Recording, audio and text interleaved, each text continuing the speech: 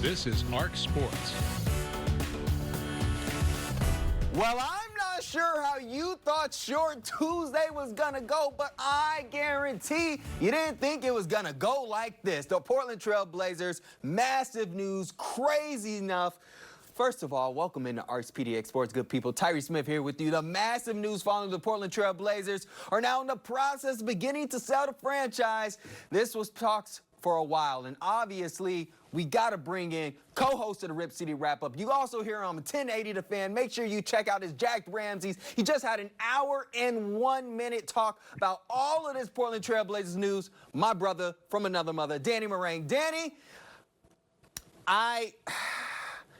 wild is one word to put this, because I woke up, had no idea, just started looking through my phone, saw the notifications, was like, oh, this is where we're at now. So, D, what's going on, man? How did this even happen? It's been a wild 24 hours between the NBA draft lottery and now we're, 6, 7, 8, 9 hours removed from the announcement going out at 10 o'clock this morning that indeed the Portland Trail Blazers are going to be up for sale. I can't think of a busier news cycle like compressed into 24 hours between a crazy lottery with the results that we had.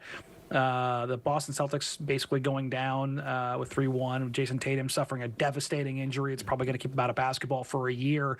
And then I was on my way out the door this morning to go do the radio, and I get a buzz of the email of like, oh, and then my notifications go off on Twitter. Oh, it's just like one thing after another. I'm like, oh, this is going to be a busy day.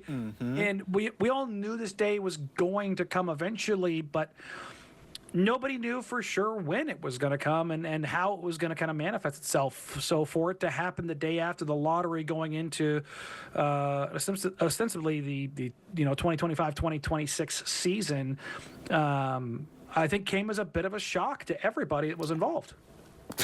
Shock would be an understatement. And I mean, it's not as if this wasn't eventually going to happen, but it's, how the fans have always been kind of talking and just, like, what's the ownership going to kind of do? And for it to just spark up on a Tuesday, it's like, so the franchise has been planning this. This isn't something that Jody just woke up today and decided to kind of do. This is something that's obviously been in the works for a long time, I'm guessing. I mean, I guess you could be like, hey, we're going to sell this $4 billion entity on a whim. I wouldn't do that. I'm a dummy, but I wouldn't do that. So, yeah, you could probably look at the things and with the benefit of hindsight, you can kind of walk through some of the transactions or things that they've done and go, okay, that makes a little bit more sense when you kind of look at it and you start digging below the surface. But there's still so many things that are just going to be totally unknown. We know the group that's going to be handling the sale process is Allen and Company. They're a bank, I believe, down in Florida. And while the name Allen may sound familiar, they are not in any way, shape, matter, or form tied to Jody or Paul Allen or the Allen estate. They are a bank that helps conduct these kind of things. And I believe in just kind of doing some research on them. They were responsible for handling Columbia Pictures and their sales.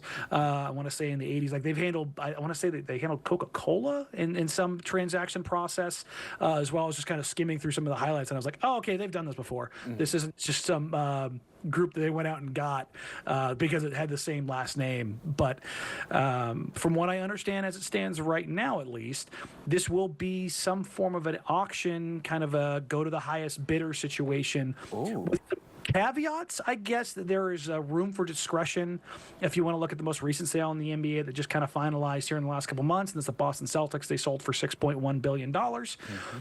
There were two groups that were vying for that, and one of the groups, when they weren't chosen, they kind of put out a press release afterwards of like, hey, we still love the team. We're still a part of this. We were willing to pay more, but they made the choice to go with this particular group for whatever reason they chose. So it looks like there's a little bit of a gray area, at least, as far as how the sale could be conducted. Again, I'm still guessing because this is going to be held pretty close to the vest, as was the sale process being announced. Just reaching out to people in the league and kind of have an understanding of this stuff. While there was an understanding at the highest levels, this was very well guarded and the secret is kept pretty tightly by those at the top. And now we start the process. And, when you're talking about a valuation, again, the Celtics sold for $6.1 billion. expect the Portland Trailblazers to sell for $4 billion or more. That's just the world that we're in right now when you're talking about buying a top 3 sports team in the NBA, NFL, or Major League Baseball. Valued around about a little $3.6 million. So, of course, the sale would obviously be for a little bit more. We're going to talk later after the break, actually, about who could potentially be buying this franchise. You may know them, you may have heard of them, and you probably like the green and yellow.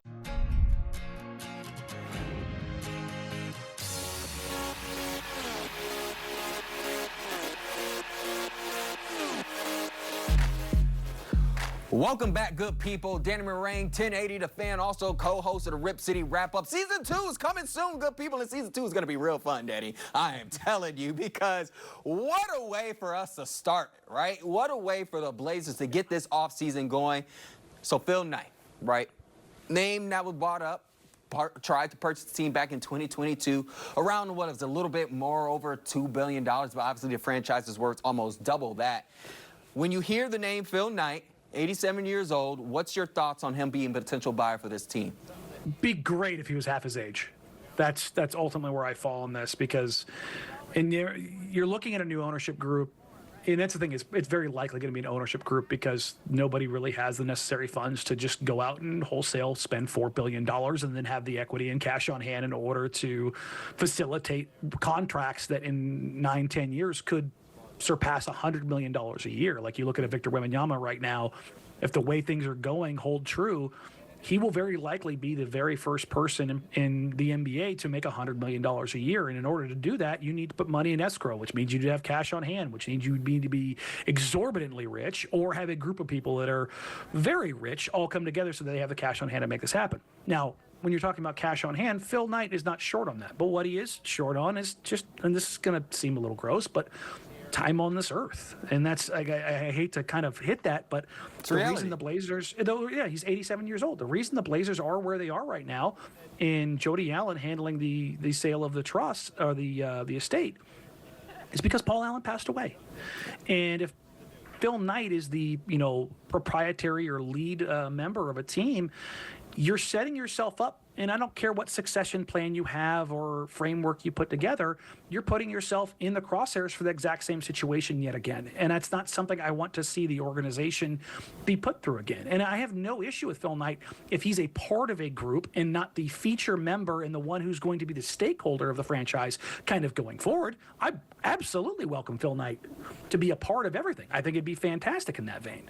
But I don't think you want to open yourself up to that right out of the gate.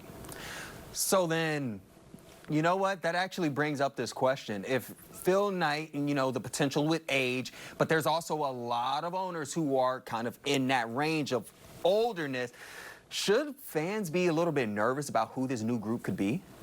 I think you should. It behooves you to be responsibly nervous, because you talk about, I know so many people are like, they want to have their boogeyman. It's Jody Allen's fault, or it's Burt Colt's fault, or it's Joe Cronin's fault, or it's Chauncey Billups' fault. Funny enough, it's almost never the player's fault. But the idea that you want to have this totem to blame, and all of a sudden, well, if they get rid of that boogeyman, every problem is solved. They want this quick fix, and it's this easy thing. You could have an owner come in. I've seen people like, I would want a Matt Ishbia-like owner. I don't want a guy who comes in and thinks he knows everything and is going to do it his way or the highway, to the point of taking a team that was in the NBA Finals just a handful of years ago, driving them so far into the ground that they have no hope for nearly the next 7, 8, 9 years because they've expended every single asset against what people cautioned him. But people that are billionaires don't get there by listening to other people all the time. They trust their gut, their right, their instincts. And so you have to kind of be careful. And for me, I look at an ownership situation like what you have in Utah right now with Ryan Smith. The original founder, I believe, of Qualtrics, is loaded, but has the right mindset. He ended up bringing hockey, the NHL team, the Phoenix Coyotes, to Utah. What did they call the Utah Mammoth? I think it was the team name they just unveiled. And there's like this holistic effort of like, yeah, he's motivated and he's a part of it and he's in everything, but he's empowering basketball people. He goes out and he gets Danny Ainge. You know, they've got smart basketball people there, and they're invested in not just the team and the bottom line, but a long-term rollout and being successful, not just in the immediacy, but what it takes to keep something sustainable, and then go in when you need to. Because if you know Danny Ainge, you know he will go in when they need to. Yeah. And I think that's the kind of thing you're trying to thin a very, very, very small needle of, I want somebody uber rich, but also at the same time, I want somebody uber rich who's really responsible and open-minded and listens to people and empowers people. And it's like, that Venn diagram seems like there's very little overlap in that world. Because when you start looking at the world's richest people in this, you know, that group, it's some very strong-willed, strong-minded individuals, no matter how you cut it.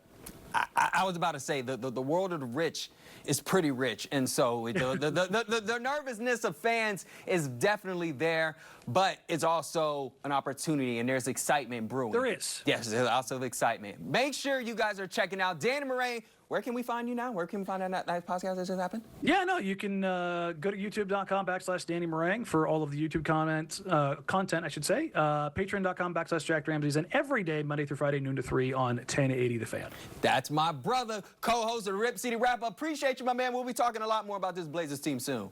Absolutely, brother. Appreciate you. Yes, sir. Coming up next.